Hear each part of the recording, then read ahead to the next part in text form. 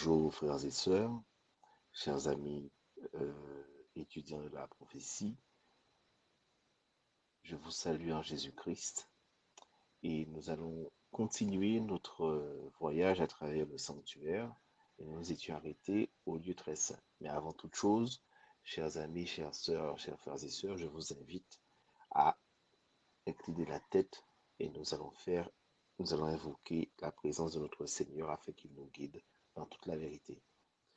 Dieu d'amour et de miséricorde, nous te sommes infiniment reconnaissants pour tes bontés et tes grâces. Nous, nous réclamons de tes promesses en ce qui concerne ton esprit que tu nous enverrais, Seigneur, selon ta promesse, afin qu'il nous guide dans toute la vérité et qu'il nous convainc de péché, de justice et de jugement, car nous n'avons pas manqué de péché devant toi.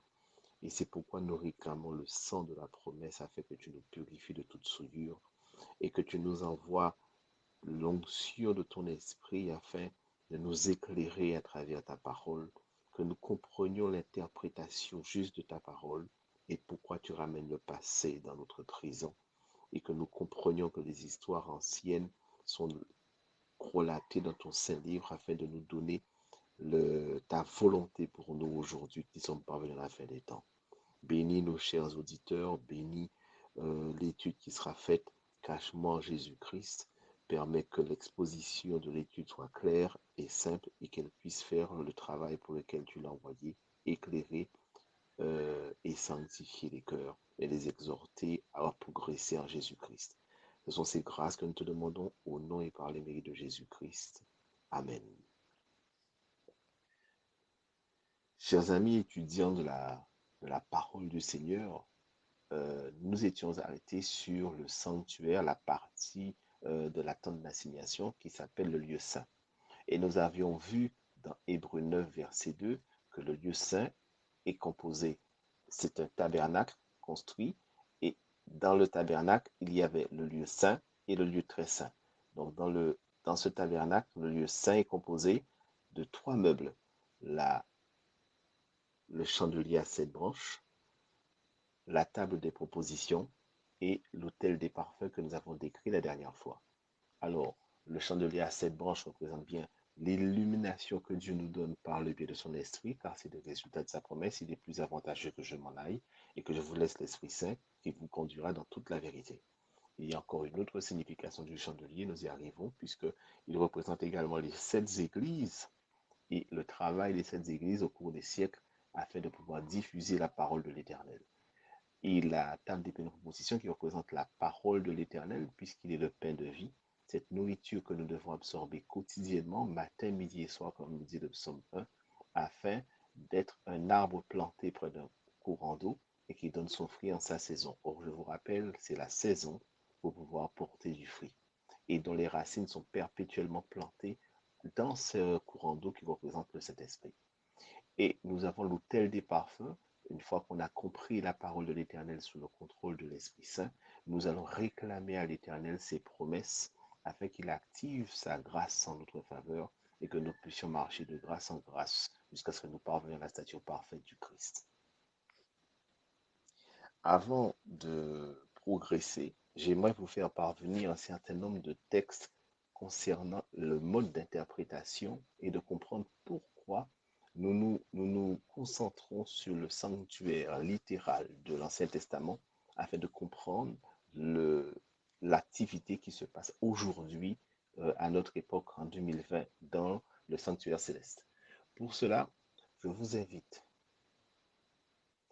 à aller dans Ecclésiaste 1, Ecclésiaste 1, verset 9. Dans Ecclésiaste 1, verset 9, qu'est-il dit? Il est dit, ce qui a été, c'est ce qui sera, ce qui s'est fait, c'est ce qui se fera. Il n'y a rien de nouveau sous le soleil.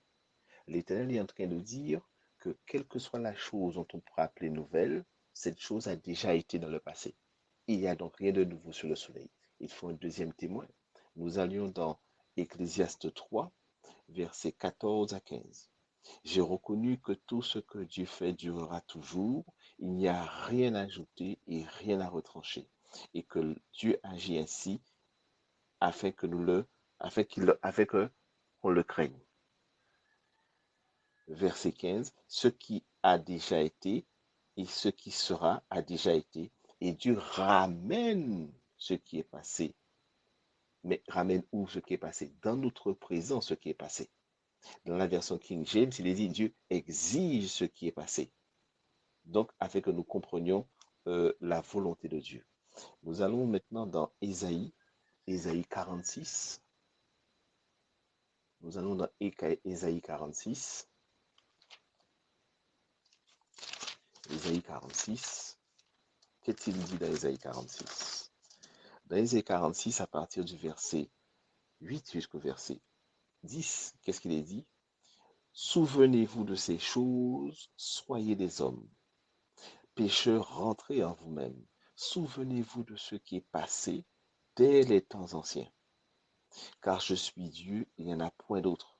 Je suis Dieu et nul n'est semblable à moi. J'annonce dès le commencement ce qui doit arriver et longtemps à l'avance ce qui n'est pas encore accompli. Je dis, mes arrêts subsisteront et j'exécuterai toute ma volonté. C'est moi qui appelle, et j'exécute ma volonté. Voilà.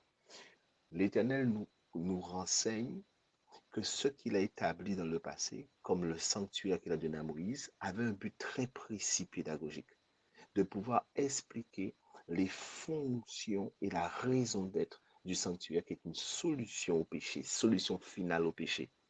Et afin de comprendre, une fois que Christ serait venu sur la terre, mourir et ressusciter, et qu'il entrerait dans le sanctuaire euh, plus excellent et plus parfait qui se situe dans le ciel, que nous comprenions là où il se trouve, la fonction qu'il occupe dans le lieu où il se trouve, le lieu où il se trouve, et quelle se devrait être notre attitude, sachant que nous suivons sa progression par la foi. Donc c'est grâce au passé qu'il ramène dans notre présent, que nous comprenons mieux sa volonté. C'est pourquoi l'Éternel nous demande de revenir dans le passé.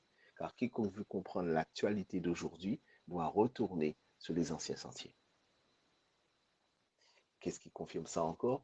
Nous allons dans 1 Corinthiens 10, verset 11. Ces choses leur sont arrivées pour servir d'exemple.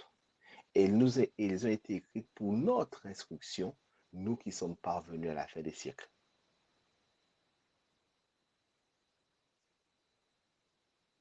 Dans Jean 8, verset 17, l'Éternel donne la preuve que ce qui est dit doit être toujours fondé sur le témoignage de deux hommes. Car pour fonder une vérité, il ne faut pas un verset, il faut au moins deux ou la base de trois versets pour établir une vérité.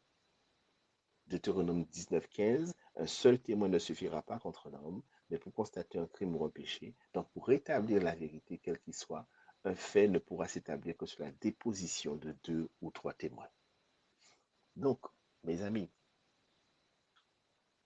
je vous rappelle que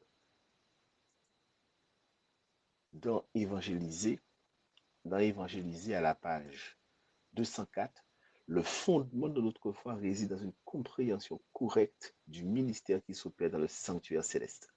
Donc, pour comprendre efficacement et de manière intelligente ce qui se passe dans le sanctuaire céleste, encore faut-il avoir une bonne vision et compréhension de ce qui s'est passé dans le sanctuaire terrestre dans l'Ancien Testament.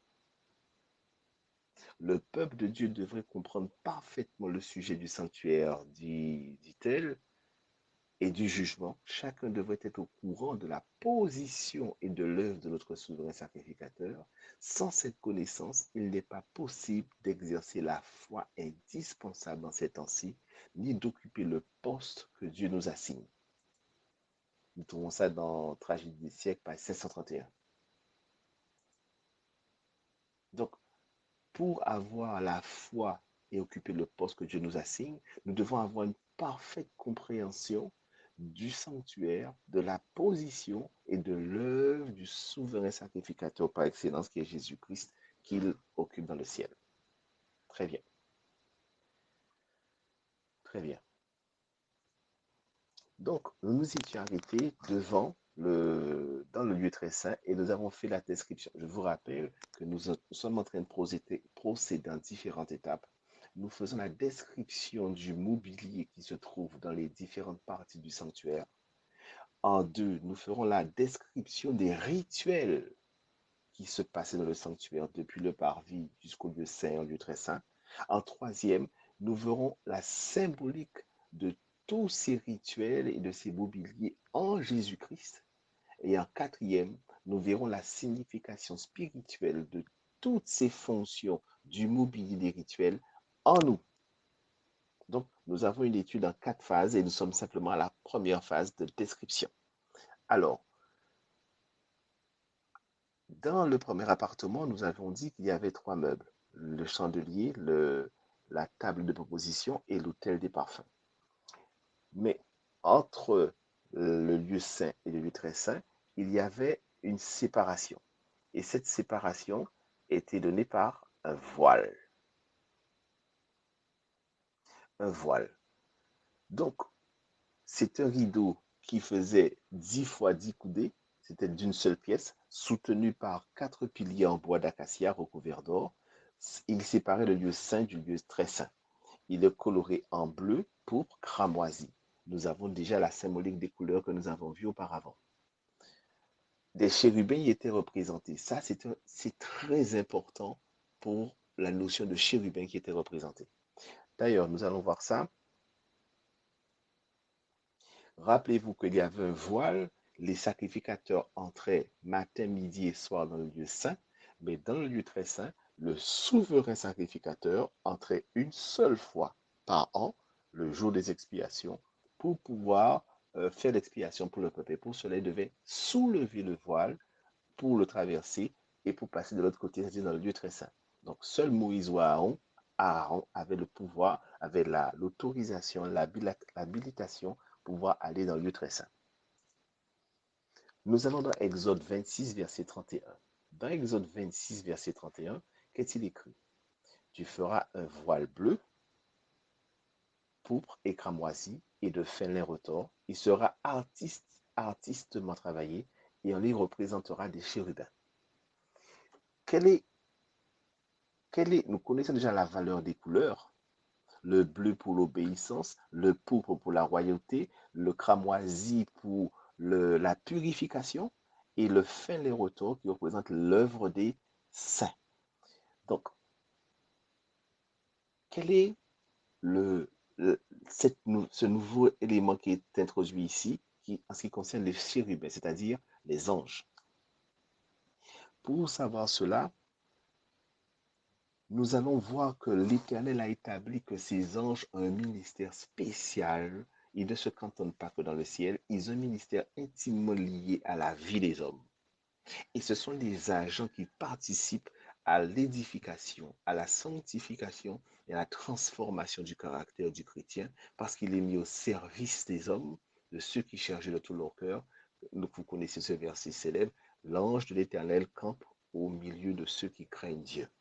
Donc, le ministère des anges est intimement lié. Et regardez, nous trouvons la présence des chérubins à l'intérieur même du tabernacle, entre le lieu saint et le lieu très saint. Et encore mieux, nous le verrons sur le propitiatoire, où il y avait 2 anges au milieu desquels la Shekinah descendait.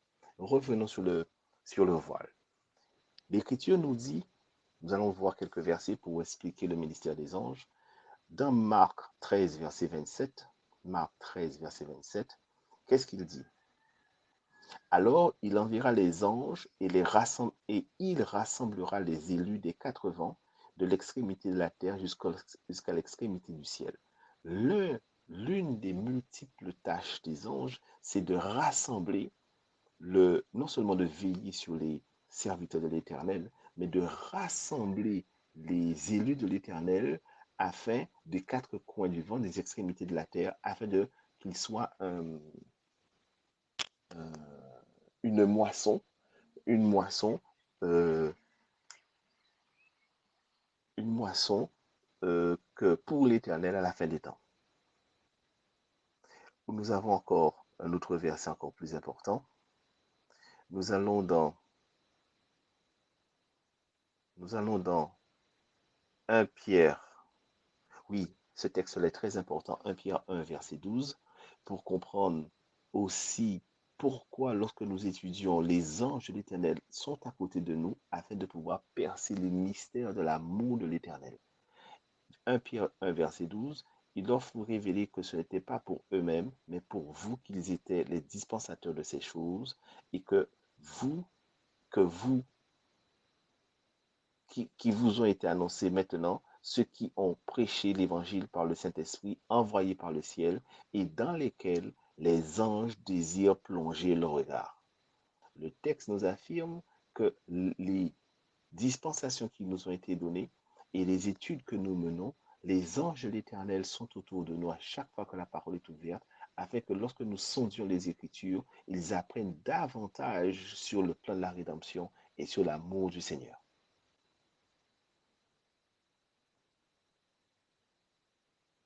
Donc, en plus du rôle d'intercesseur et de protection, d'avertissement, que les multiples fonctions qu'occupent les anges. Donc, les anges ont un rôle clé à jouer dans l'histoire des hommes. Donc, ce voile séparait le lieu saint du lieu très saint. Donc, maintenant que ce voile sépare le lieu saint du lieu très saint, il nous permet donc d'entrer directement dans le lieu très saint. Dans le lieu très saint avait une forme de cube. C'est le deuxième appartement de la tente d'assignation. C'est le lieu dans lequel la gloire de Dieu se manifestait, c'est-à-dire la Shekinah. Il y avait un seul meuble présent. Le seul meuble qui était présent dans le lieu très saint, c'est l'arche de l'Alliance.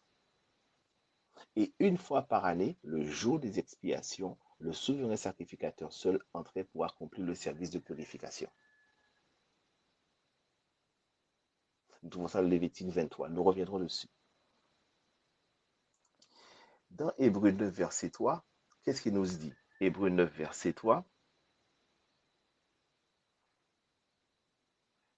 Dans Hébreux 9, verset 3, derrière le second voile, se trouvait la partie du tabernacle appelée Saint des Saints. Derrière le voile se trouvait donc la partie du tabernacle appelée Saint des Saints. Et dans ce seul meuble qu'il y avait, est appelée l'arche de l'Alliance. Dans l'arche de l'Alliance, il y a plusieurs éléments. En fait, l'arche de l'Alliance est une pièce composée de plusieurs éléments, mais c'est un seul meuble. Alors, l'arche de l'Alliance était construit en bois d'acacia recouvert d'or pur, en dedans et en dehors.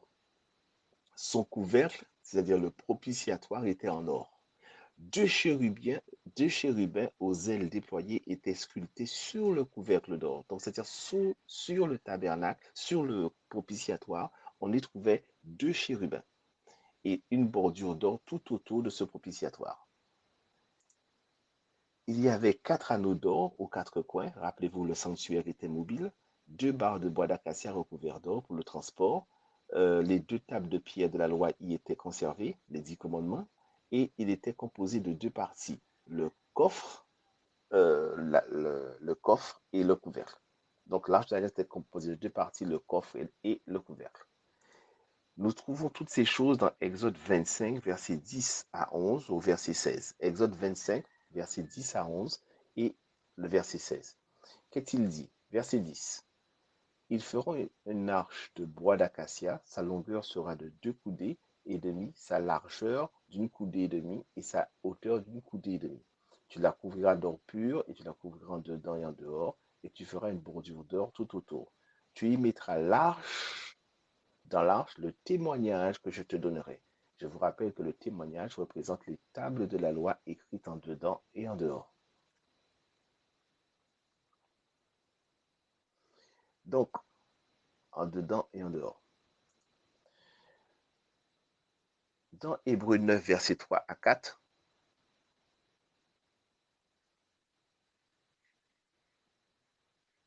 on trouve donc la table de le témoignage, c'est-à-dire les 10 commandements. Nous trouvons donc une cruche en or qui refermait la manne que Dieu avait donnée, qui rappelle l'histoire des Israélites dans le désert, et la verge d'Aaron qui avait bourgeonné, et la verge d'Aaron qui avait bourgeonné. Donc, dans l'arche de l'Alliance, il y avait 3 éléments. à l'intérieur du coffre 3 éléments. Les 10 commandements, une cruche d'or qui renfermait la manne et l'arche d'Aaron qui avait fleuri.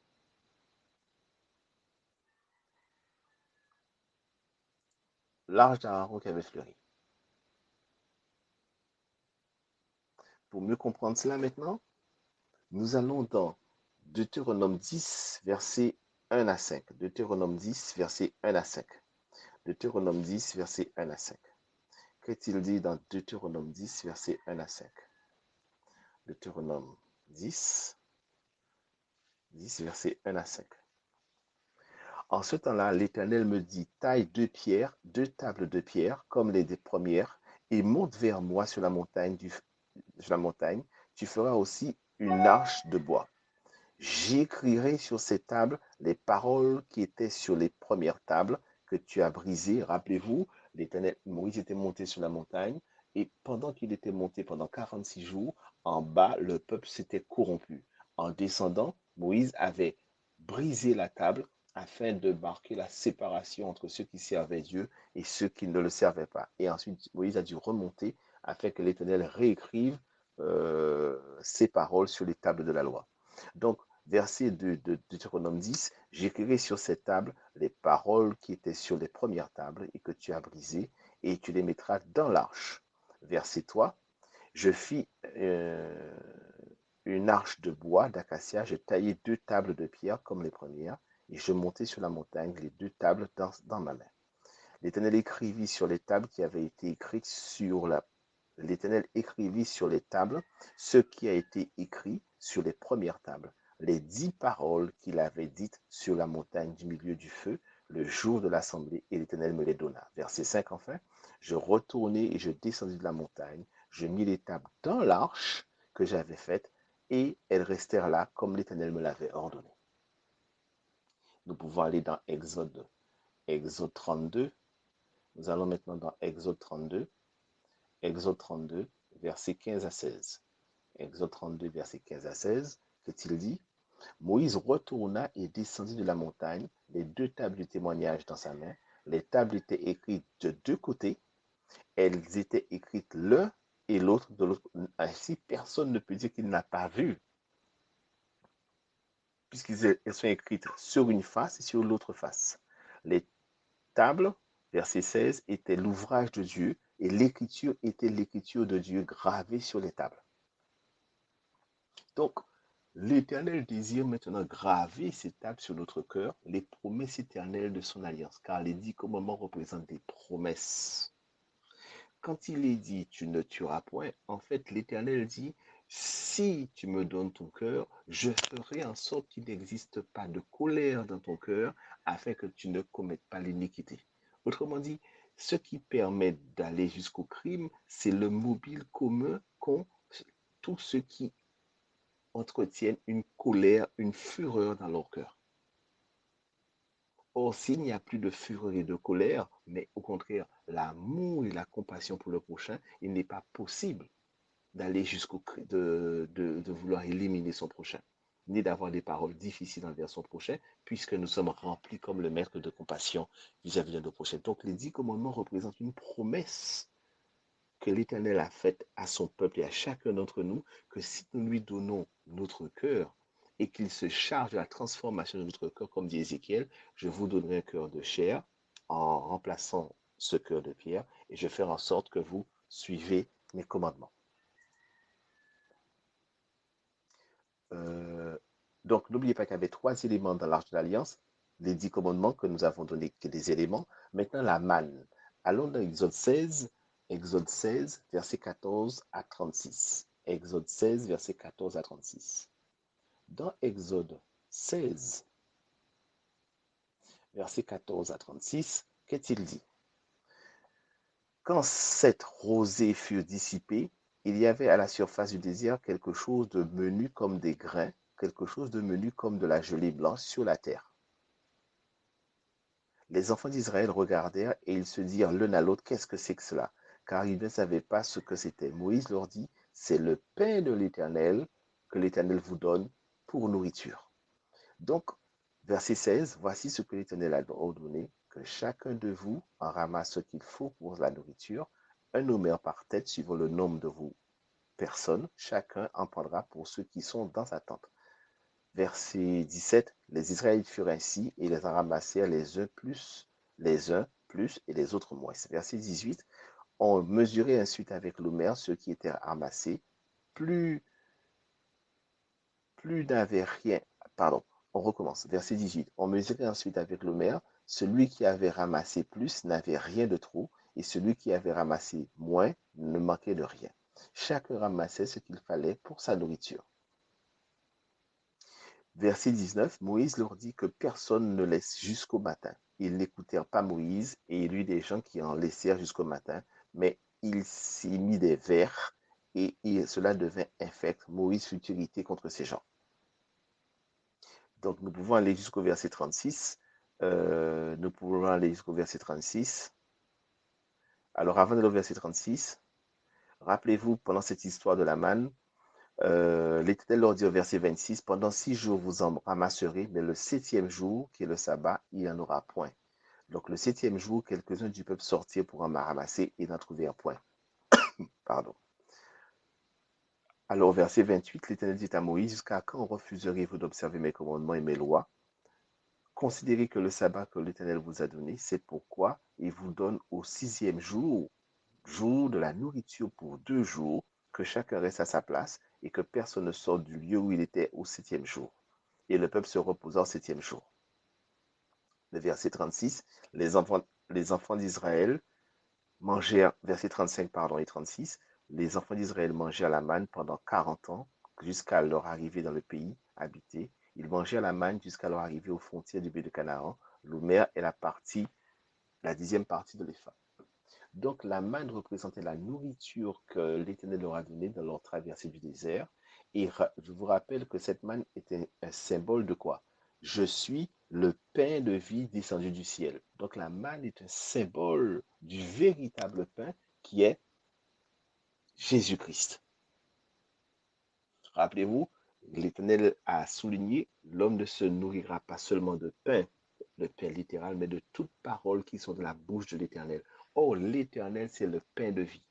Donc, quand on mange la parole de l'Éternel, l'esprit de vie nous pénètre et nous permet de passer des ténèbres à son admirable lumière. Nous continuons. Donc, nous avons vu le premier élément qu'il a, les 10 commandements, les tables de pierre inscrites au-dedans et en dehors. La manne, qui est le symbole du Christ, cette nourriture qui avait été dans le désert, descendue du ciel pour alimenter les Hébreux dans leur pérégrination dans le désert. Maintenant, nous en revenons au troisième élément qui est la verge d'Aaron qui avait fleuri. Et pour cela, nous allons dans Nombre 17, versets 1 à 11. La verge d'Aaron qui avait fleuri, quelle est la symbolique de la verge d'Aaron qui avait fleuri? Nous allons dans Nombre 17, versets 1 à 11. Nombre 17, versets 1 à 11. L'Éternel parla à Moïse et dit, parle aux enfants d'Israël et prends d'eux une verge selon les maisons de leur père, soit 12 verges de la part de tous leurs princes selon les maisons de leur père. Tu écriras le nom de chacun sur la verge. Et tu écriras le nom d'Aaron sur la verge de Lévi, car il y aura une verge pour chaque chef des maisons de leur père. Verset 4. Et tu les déposeras dans la tente d'assignation devant le témoignage où je me rencontre avec vous. Verset 5. L'homme que je choisirai sera celui dont la verge fleurira, et je ferai cesser devant moi les murmures que profèrent contre vous les enfants d'Israël. Verset 6. Moïse parla aux enfants d'Israël et tous leurs princes qui donnèrent une verge, chaque prince une verge selon les maisons de leur père, soit 12 verges. La verge d'Aaron était au milieu des leurs. Verset 7. Moïse déposa les verges devant l'Éternel dans la tente du témoignage. Le lendemain, lorsque Moïse entra dans la tente du témoignage, voici la verge d'Aaron pour la maison de Lévi avait fleuri. Et elle avait poussé, elle avait, pardon, je recommence, verset 8. Le lendemain, Moïse entra dans la tente du témoignage, et voici la verge d'Aaron pour la maison de Lévi avait fleuri. Elle avait poussé des boutons, produit des fleurs et mûri des amandes. Moïse ôta de devant l'Éternel toutes les verges et les porta à tous les enfants d'Israël afin qu'ils les vissent. et qu'ils prissent chacun leur verge. Versets 10 et 11 enfin. L'Éternel dit à Moïse, reporte la verge d'Aaron devant le témoignage pour être conservé comme signe pour les enfants de rébellion, afin que tu fasses cesser devant moi leur murmure et qu'ils ne meurent point. Moïse fit ainsi, il se conforma à l'ordre que l'Éternel lui avait donné. Donc, la verge d'Aaron représente le fait que Dieu veut nous faire comprendre, c'est lui qui choisit ses représentants. C'est lui qui choisit l'autorité de les représentants qui se tiendront devant lui et qui leur confèrent une autorité. Ce n'est pas des hommes qui se choisissent mutuellement, mais c'est Dieu par son esprit qui élit, et choisit et qui met en place les hommes qu'il mettra à son service pour pouvoir guider, enseigner, exhorter le peuple. Donc, 3 éléments dans l'Arche de l'Alliance: la table de la loi, qui représente la volonté de Dieu couchée sur une table de pierre, mais gravée comme Dieu désire le graver dans notre cœur. La manne, qui représente la nourriture spirituelle, qui est la véritable nourriture, qui représente Christ, qui est le pain de vie, c'est-à-dire la parole de l'Éternel que nous devons méditer, comme dit le psaume 1, matin, midi et soir.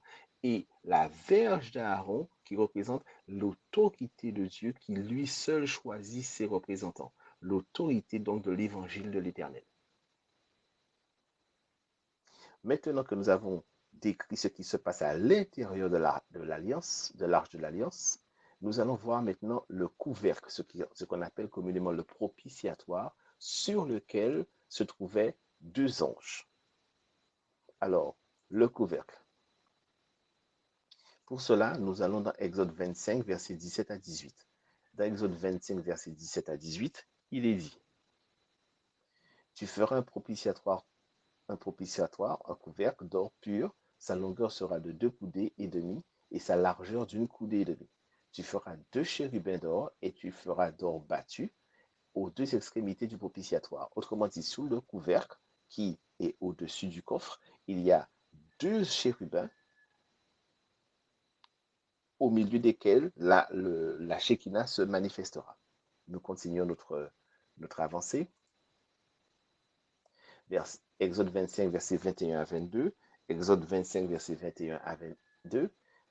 Tu mettras le propitiatoire sur l'arche et tu mettras dans l'arche le témoignage que je te donnerai.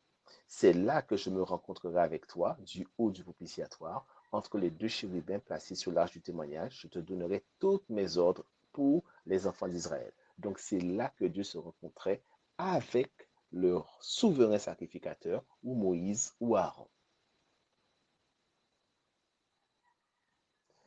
Donc maintenant que nous avons décrit l'arche de l'Alliance, le couvercle de l'Arche de l'Alliance, les 2 chérubins et Dieu se manifeste entre les 2. Nous allons voir maintenant cette manifestation que Dieu donnait au peuple, c'était la nuée. La nuée. Alors cette nuée, c'est une colonne de fumée et de feu. Colonne de fumée le jour et colonne de feu la nuit. Donc c'était une manifestation visible de Dieu au peuple. Sa source provenait de la Shekinah entre les 2 chérubins sous le couvercle. Il symbolisait la protection le jour du peuple du soleil brûlant et la protection la nuit de son peuple du froid glacial. Dieu dirige son peuple dans le désert inhospitalier et le peuple campe là où la nuée s'arrête. Autrement dit, le peuple bouge si la nuée bouge. C'est l'Éternel qui décide du mouvement et du temps du mouvement. Et le peuple de Dieu, soumis et obéissant, vit au rythme du déplacement de la Shekinah. Nous trouvons ça dans Nombre 9, versets 15 à 17. Nombre 9, versets 15 à 17. Qu'est-il écrit? Verset 15 de Nombre 9. Le jour où le tabernacle fut dressé, la nuée couvrit le tabernacle, la tente d'assignation, et depuis le soir jusqu'au matin. Elle eut sur le tabernacle l'apparence d'un feu. Verset 16. Il en fut continuellement ainsi. La nuée couvrait le tabernacle et elle avait de nuit l'apparence d'un feu. Verset 17. Quand la nuée s'élevait de dessus la tente, les enfants d'Israël partaient et les enfants d'Israël campaient dans le lieu où s'arrêtait la nuée. Dans Nombre 7, verset 89, il est dit, Nombre 7, verset 89, lorsque Moïse entrait dans la tente d'assignation pour parler avec l'Éternel, il entendait la voix qui lui parlait du haut du propitiatoire. Rappelez-vous, le propitiatoire, c'est le couvercle placé sur l'arche du témoignage entre les deux chérubins et il parlait avec l'Éternel. Nombre 14, verset 14, et ils le diront aux habitants de ce pays, ils savaient que toi, l'Éternel, tu es au milieu de ce peuple, que tu apparais visiblement, toi, l'Éternel, que la nuée se tient sur lui, que tu marches devant lui le jour dans une colonne de nuée et la nuit dans une colonne de feu. Qu'est-ce que nous apprenons?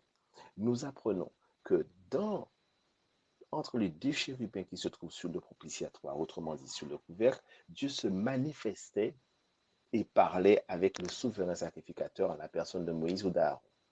Cette manifestation de la Shekinah se faisait sous forme de fumée le jour pour les protéger de la chaleur ardente du soleil ou sous forme de feu qui réchauffait le peuple de Dieu du froid qui se passait dans le désert, car nul n'ignore que dans le désert, les températures sont extrêmement froides la nuit.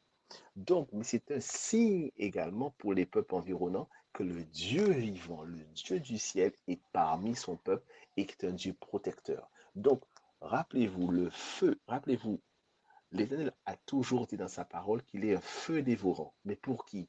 C'est un feu dévorant pour ceux qui ne sont pas l'Éternel, qui sont ennemis de l'Éternel.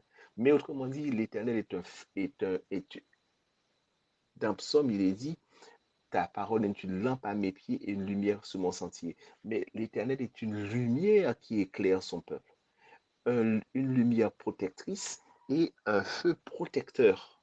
Donc, le même feu est à la fois un jugement pour les rebelles à l'Éternel et une protection pour ceux qui sont à l'Éternel. Donc, c'est pourquoi les nations craignaient les Israélites, puisqu'ils savaient que le Dieu puissant était avec eux. Donc, nous avons fini la description globale du sanctuaire et du lieu du parvis, du lieu saint et du lieu très saint avec le mobilier. Il ne nous reste plus qu'à avoir une précision sur le souverain sacrificateur, car c'est un personnage très important parce qu'il est l'illustration de Jésus-Christ qui se trouve dans le ciel, lui, souverain sacrificateur par excellence, qui n'a jamais péché. Alors que les hommes, en tant que souverains sacrificateurs, sont faibles et ils devaient présenter un sacrifice à la fois pour eux et à la fois pour le peuple parce qu'ils étaient imparfaits. Or, Christ n'a jamais péché, c'est le souverain sacrificateur par excellence qui nous a été donné selon Hébreu. Maintenant, nous revenons pour la précision sur le souverain sacrificateur. Alors, le souverain sacrificateur, c'est très important cette partie-là.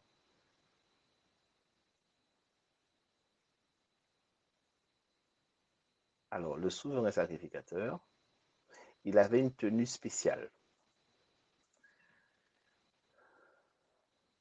Alors, pour cela, nous allons voir la tenue du souverain sacrificateur, car l'Éternel avait donné des dispositions très précises en ce qui concerne le vêtement que doit porter le souverain sacrificateur, depuis les vêtements intérieurs jusqu'à la tiare qui se portait sur sa tête. Alors, description du souverain sacrificateur.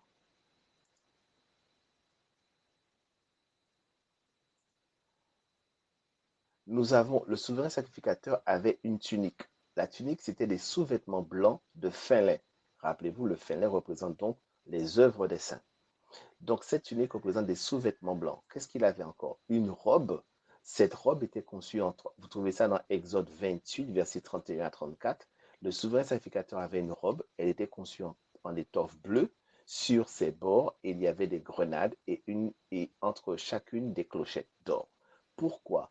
Parce que lorsque le souverain sacrificateur, quand il faisait l'expiation pour le peuple, il devait aussi faire le pardon pour ses propres péchés. Et s'il avait omis de le faire, ben, il mourrait. Et il avait les clochettes attachées à sa robe.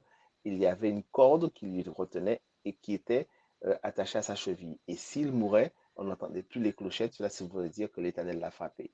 Donc, on le tirait par la corde pour le ramener à l'extérieur. Donc, c'était une chose extrêmement sacrée et solennelle. Donc, on ne pouvait pas plaisanter avec cela lorsque Dieu se manifestait, car rappelez-vous, Dieu est saint et il faut être saint pour se trouver devant l'Éternel. Donc, il avait une tunique qui représentait de fin lin blanc et une robe qui était conçue en étoffe bleue. Rappelez-vous, le bleu, c'est la symbolique de l'obéissance à l'Éternel. Et il y avait des grenades et des clochettes attachées au bord. Le souverain sacrificateur avait ce qu'on appelle un éphod. L'éphod, qu'est-ce que c'est? Dans Exode 28, versets 4 à 6, l'éphod, qu'est-ce que c'est? C'est un tablier de dessus en fin lin brodé de fil d'or, de bleu, de pourpre et de cramoisi. Vous voyez, au fur et à mesure qu'on monte et qu'on fait le descriptif des vêtements du souverain sacrificateur, on retrouve les mêmes couleurs que ceux qui se portent, qui se trouvent sur la porte d'entrée du sanctuaire, sur le voile et sur les vêtements du sacrificateur, du souverain sacrificateur. Donc, les folds, c'était le tablier qui se posait au-dessus de la robe. Il était fait de fil d'or, bleu, rouge et de cramoisi. Il y avait une ceinture qui venait attacher tout cela dans Exode 28, verset 8. Qu'est-ce qu'il est dit? La ceinture était du même travail que l'éphod, avec des fils d'or, de bleu, de pourpre et de cramoisi et de fin lin.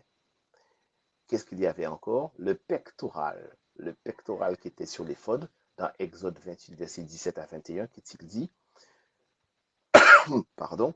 Dans l'Exode 28, verset 17 à 21, le souverain sacrificateur avait un pectoral formé de 12 pierres précieuses différentes, gravées chacune du nom d'une tribu d'Israël et accrochées aux épaules par des chaînettes d'or. Le pectoral, donc, qu'est-ce que c'est? C'est un tableau rectangulaire, formé de 12 pierres précieuses différentes, gravées chacune du nom d'une tribu d'Israël et accrochées aux épaules par des chaînettes d'or. Nous trouvons ça dans Exode 28, 17 à 21.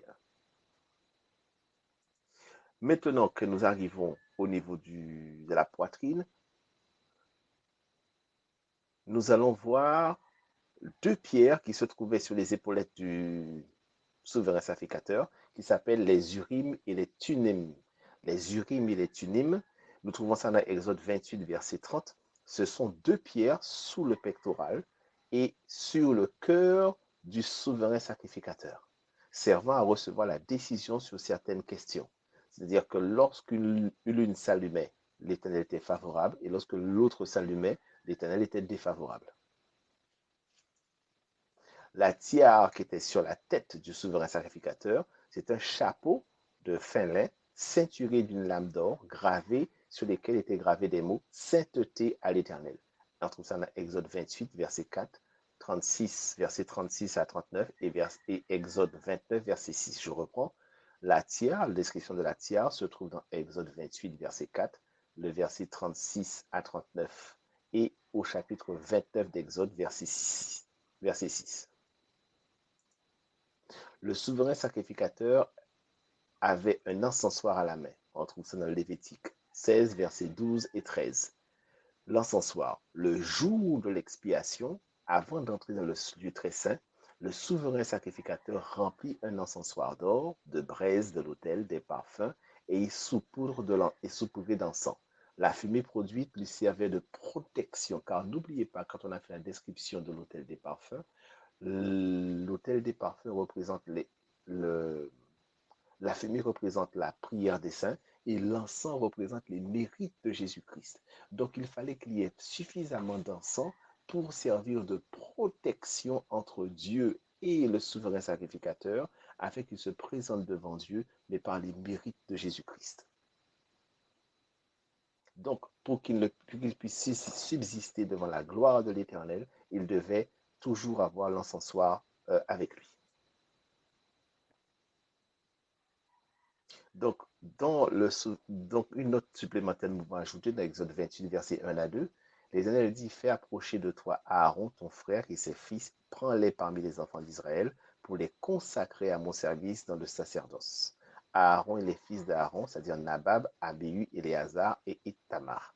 Tu feras à Aaron, ton frère, des vêtements sacrés pour marquer sa dignité et pour lui servir de parure. La description que nous venons de faire.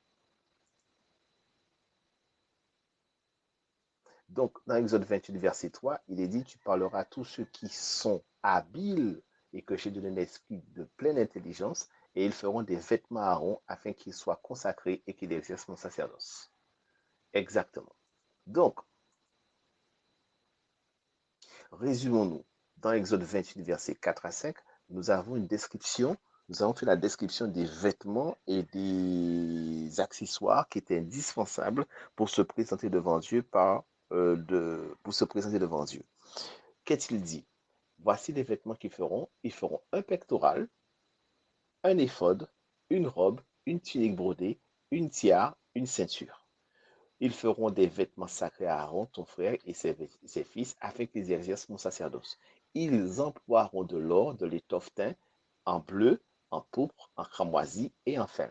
Voici le verset qui résume le, le, les vêtements que doit porter le souverain sacrificateur pour se tenir devant la gloire de Dieu. N'oubliez pas donc qu'il avait l'encensoir mobile pour se présenter devant Dieu afin qu'il soit protégé de la gloire de l'Éternel par les mérites du Christ.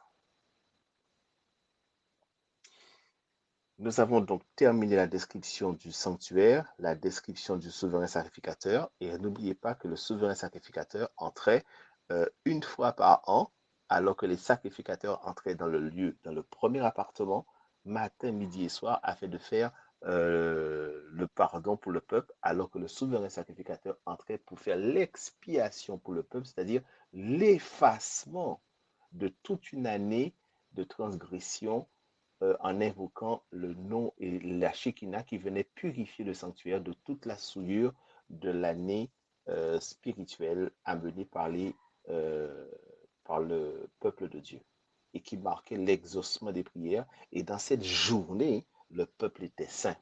Et ensuite recommençait une année religieuse. L'année recommençait, ainsi de suite.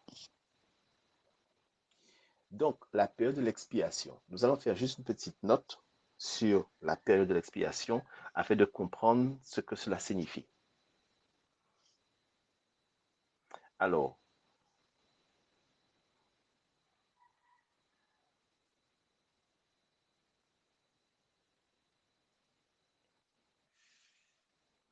donc, pour la note, nous allons dans le Lévitique 23, verset 26 à 32 pour comprendre ce que signifie la période des expiations. Regardez ce que l'Éternel dit, c'est un jour de fête. Lévitique 23, verset 26 à 32. Qu'est-il dit?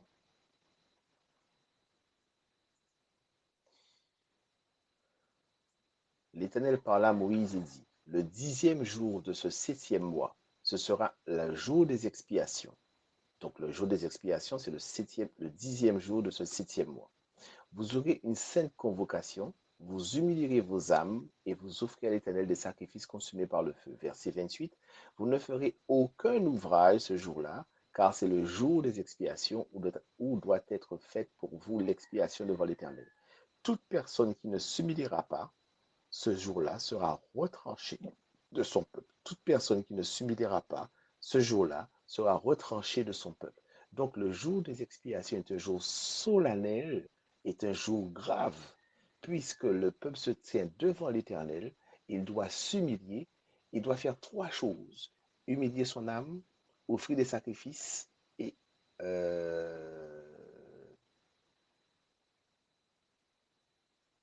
ne faire aucun ouvrage. Humilier son âme, offrir des sacrifices et ne faire aucun ouvrage ce jour-là. Si ce jour-là, il était surpris à ne pas faire l'une de ces trois choses, il était retranché du peuple. Il continue au verset 30. Alors c'est Lévitique 23, verset 26 à 32, verset 30. Toute personne qui fera ce jour-là un ouvrage quelconque, c'est-à-dire un autre ouvrage que humilier son âme, offrir des sacrifices et ne faire aucun ouvrage que celui de l'Éternel, je la détruirai du milieu de son peuple. Verset 31, vous ne ferez aucun ouvrage, c'est une loi perpétuelle pour vos descendants dans tous les lieux où vous habiterez. Verset 32, ce sera pour vous un sabbat comme un jour de repos, et vous humilierez vos âmes dès le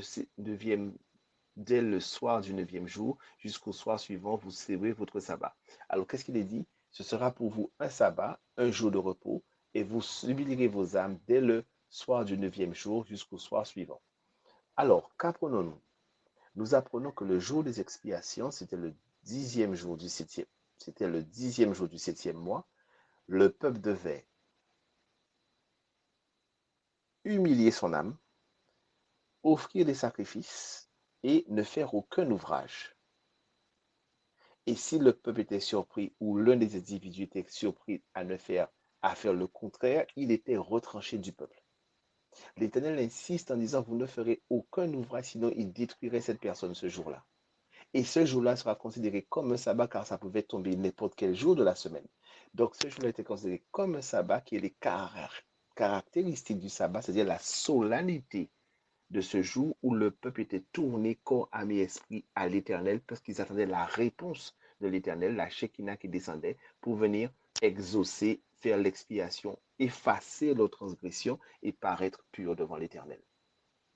C'était le 10e du 7e mois. Or, pour mémoire, mes amis, je vous rappelle que nous savons et nous arrivons dans cette étude à montrer que le jour des expiations dans l'Ancien Testament, c'était le 10e jour du 7e mois. C'était un jour.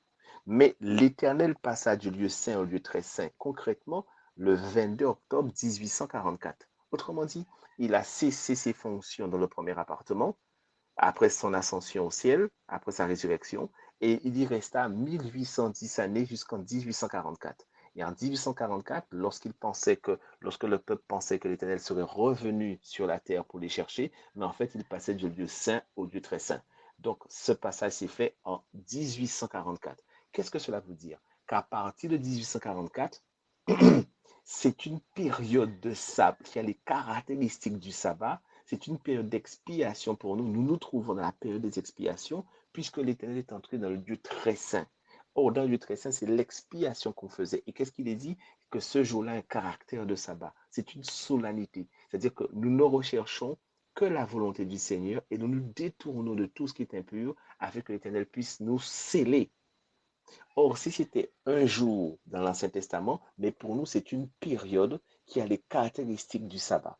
Donc, nous sommes en train de vivre aujourd'hui, en 2020, tous les jours et les nuits que nous passons ont une valeur de sabbat.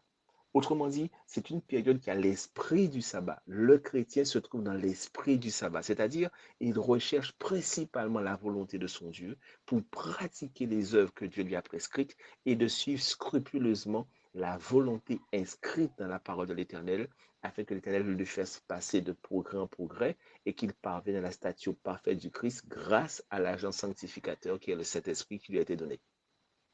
Me comprenez-vous?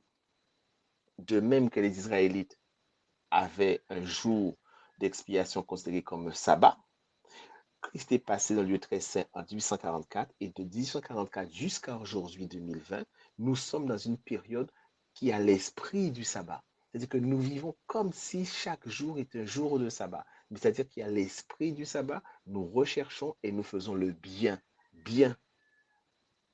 Et nous agissons comme lorsque nous agissons le jour du sabbat.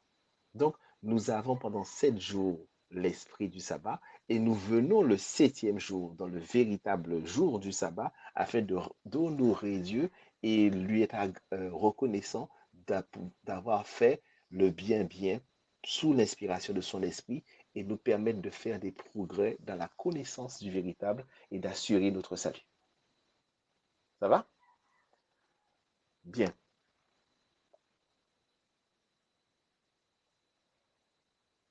Maintenant que nous avons fini la description, nous reviendrons sur la description du jour des expiations en explicitant davantage ce que c'est que humilier son âme, offrir des sacrifices d'expiation et ne faire aucun ouvrage. C'est très, très, très, très important. Nous reviendrons dessus avec des textes nombreux à l'appui afin de comprendre dans cette période comment le chrétien d'aujourd'hui, de 2020, doit humilier son âme. Quel type de sacrifice doit-il faire? Nous verrons qu'il s'agit de son corps. Et ne faire aucun autre ouvrage que l'ouvrage, les œuvres prévues d'avance par l'Éternel, c'est-à-dire les œuvres de l'Esprit et non pas les œuvres de la chair, afin de pouvoir recevoir le sceau de l'Éternel. Nous allons, juste avant de conclure, revoir ce que nous avons vu. Nous étions donc dans le lieu très saint qui se sépare du lieu saint par un voile. Rappelez-vous, lors de la mort du Christ, ce voile se déchira du haut vers le bas, afin que nul ne puisse dire que c'est l'effet d'un homme, mais le voile était très haut et très épais, et il s'est séparé du haut vers le bas afin de montrer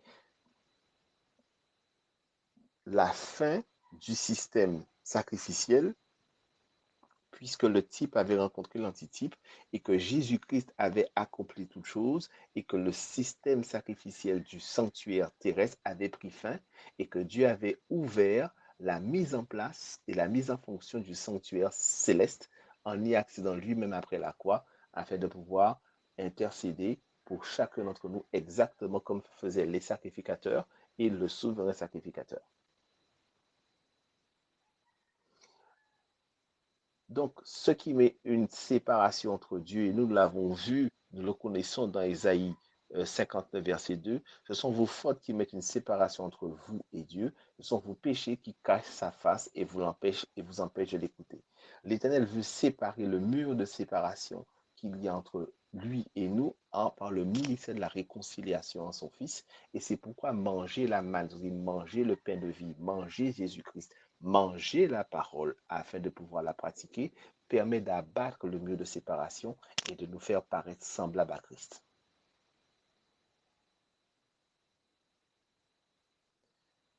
Donc, nous continuons. L'arche de l'alliance, nous l'avons décrit comme un seul meuble qui était constitué d'un couvercle appelé propitiatoire sur lequel étaient établis deux archanges et au milieu de ces deux archanges se manifestait la Shekinah. Dans l'arche de l'alliance, dans le coffre, il y avait trois éléments. La table de la loi, la table du témoignage écrite au-dedans et au-dehors, les 10 commandements. Il y avait la manne dans une cruche d'or qui représente la symbolique du pain et de la sortie du peuple d'Israël. Et en fait, en toile de fond, le pain de vie qui est Jésus-Christ. Et la verge d'Aaron qui avait fleuri, qui manifestait, symbolisait l'autorité de Dieu pour choisir ses représentants et l'autorité donc de l'évangile, puisque ces représentés vont parler au nom de Dieu. Donc, le lieu très... Et nous avons vu la signification de la Shekinah, qui représentait une épaisse fumée pour les protéger de l'ardeur du soleil, et un feu qui les éclairait dans la nuit et qui les protégeait. Donc c'était un feu dévorant pour les ennemis de l'Éternel, les ennemis d'Israël, mais une douce lumière protectrice et éclairant le peuple de Dieu pour ceux qui étaient fidèles à l'Éternel. Donc, chers amis, nous avons fini le descriptif global, général du mobilier de du sanctuaire. Et la prochaine fois que nous allons nous retrouver, nous allons voir la signification des rituels qui se passaient à l'intérieur du sanctuaire. Les rituels qui se passaient à l'intérieur du sanctuaire. Que l'Éternel vous garde et vous bénisse et vous permette de comprendre que ces choses sont d'une importance cruciale puisque, comme nous l'avons vu au début, l'Esprit de prophétie nous signale que le fondement de notre foi est une compréhension de la fonction qu'occupe Jésus-Christ et la position qu'il occupe dans le sanctuaire céleste. Rappelez-vous, là où il n'y a pas la vérité, il n'y a rien. Donc, nous devons suivre Jésus-Christ là où il va. Or, Jésus-Christ est un Dieu très saint. Nous devons savoir quelle est la fonction qu'il occupait et nous le savons par l'histoire ancienne dans l'Ancien Testament par le souverain sacrificateur pour le jour des expiations. Donc, il fait l'expiation pour moi. Donc, ça veut dire que je dois, comme il est dit, ne pas aimer ce monde, mais regarder ce monde comme de la boue, puisque l'Esprit de l'Éternel m'habite, afin que je puisse me concentrer sur les œuvres de l'Éternel et que je sois donc une lumière pour le monde.